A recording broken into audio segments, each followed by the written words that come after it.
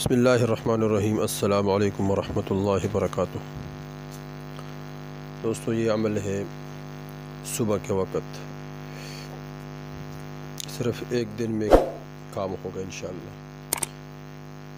عمل بہت آسان ہے، سورہ کوثر کا عمل ہے،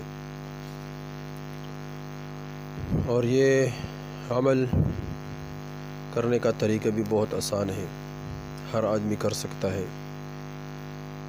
انشاءاللہ۔ اس کی برکت سے اللہ جل شانہ کاروبار کوئی شروع کرے صبح کے وقت، انشاءاللہ اس میں کامیاب ہوگا۔ کوئی مقدمہ چل رہا ہے اس کے لیے پریشان ہو تو انشاءاللہ اس میں بھی کامیاب ہوگا۔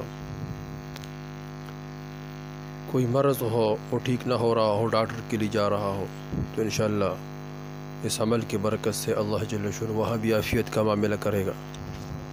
قرض ہو، قرض دار تنگ کر رہا ہو تو اس کے لیے بھی اللہ جل شانہ بندوبست فرمائے گا۔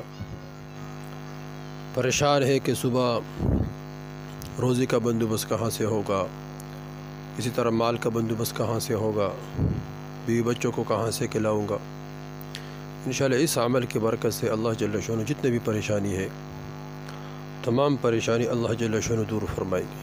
عمل بہت آسان ہے۔ عمل کرنے کا طریقہ یہ ہے کہ فجر کی نماز کے لیے بندہ اٹھے،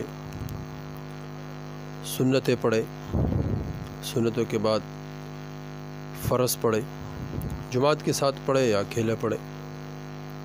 جماعت کے ساتھ پڑھے گا تو اجر بھی بڑھے گا، اور اللہ جل شانہ ایک نماز کے 27 نمازوں کا 25 نمازوں کا اجر دے گا۔ بہرحال نماز پڑھے، پھر نماز کے بعد اول درود شریف پڑھے 11 مرتبہ، پھر سورہ کوثر پڑھے، انا اعطیناک الکوثر فصل لربک وانحر، یہ آخر تک یہ سورت پڑھے 27 مرتبہ، اور پھر آخر میں پھر درود شریف پڑھے 11 مرتبہ۔